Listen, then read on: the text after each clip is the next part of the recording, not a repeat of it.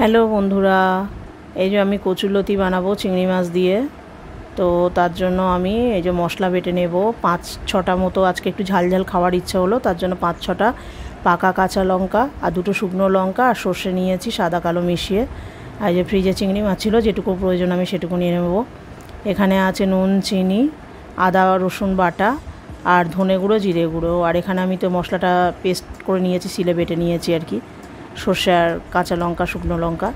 তেলে আমি কড়ায় তেল দিলাম, তেলটা ভালো করে গরম হয়ে গেলে মাছগুলো আমি ভেজে উঠিয়ে নেব। খুব ক্রিস্পি করে ভাজবো না, চিংড়ি মাছ ক্রিস্পি করে ভাজলে ভালো লাগে না, শক্ত শক্ত হয়ে যায়। তো হালকা ভেজে নিয়েছি। আর ওই চিংড়ি মাছের তেলটাতেই আমি রান্না করব, পুরো রান্নাটা লতিটা করব আর কি। তো এতে আমি দিলাম, এবার একটুখানি দেবো গোটা জিরে ফোড়ন দিলাম। এবার একটু পেঁয়াজ কুচি দিয়ে দিলাম এর মধ্যে। অল্প একটা পেঁয়াজ দিয়েছি, মাছ আছে বলে পেঁয়াজ দিচ্ছি আমি। না তোটা নিরামিষও করা যায়, কিন্তু এটা যেহেতু মাছ আছে একটু পেঁয়াজ দিলাম, অল্পই একটা পেঁয়াজ দিয়েছি। তা ওই মাছের তেলটাতেই পেঁয়াজটা দিয়ে ভালো করে ভাজা করে নিচ্ছি, খুব সুন্দর গন্ধ বেরোচ্ছে একটা। এবার দিয়ে দিলাম আদা রসুন বাটাটা আর লঙ্কা, যেটা আমি বেটেছিলাম লঙ্কা সর্ষেটা, 2 রকম লঙ্কা আর কি। বেশিরভাগটাই কাঁচা, মানে লঙ্কাটা পেকে গেছে, লাল হয়ে আছে সেই লঙ্কাটা, আর 2টো শুকনো লঙ্কা। আজকে একটু ঝাল ঝাল খাওয়ার ইচ্ছা হলো লতিটা, ওর জন্য একটু ঝালটা বেশি দিয়েছি আমি। যারা এতটা ঝাল খাবেন না তারা দেবেন না। তারপরে বাকি মশলা, নুনটা, চিনিটা সবই দিয়ে দেবো এতে, যা যা মশলাগুলো আমার ছিল। একটু অল্প জল দেব, দিয়ে আমি মশলাটাকে ভালো করে কষিয়ে নেব।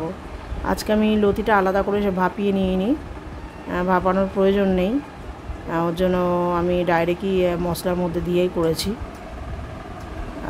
তো মশলাটা ভালো করে জল একটু বেশি দিয়ে কষিয়ে, দেখুন একটুখানি মশলায় জল জল আছে, সেই সময় আমি লতিটাকে দিয়ে দিলাম। পুরো লতিটা দিয়ে এরমভাবে কষাতে হবে কিছুক্ষণ,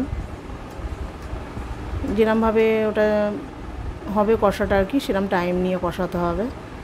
কষিয়ে তারপরে আমি এতে চিংড়ি মাছগুলো দিয়ে দিলাম, আর একটু জলও দিয়ে দিয়েছি আমি, ওটা আমার তুলতে মনে নেই।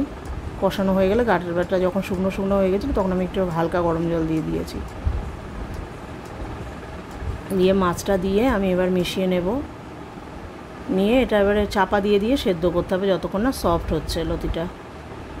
খুবই ভালো লাগে আমার কচুরলতি চিংড়ি মাছ দিয়ে।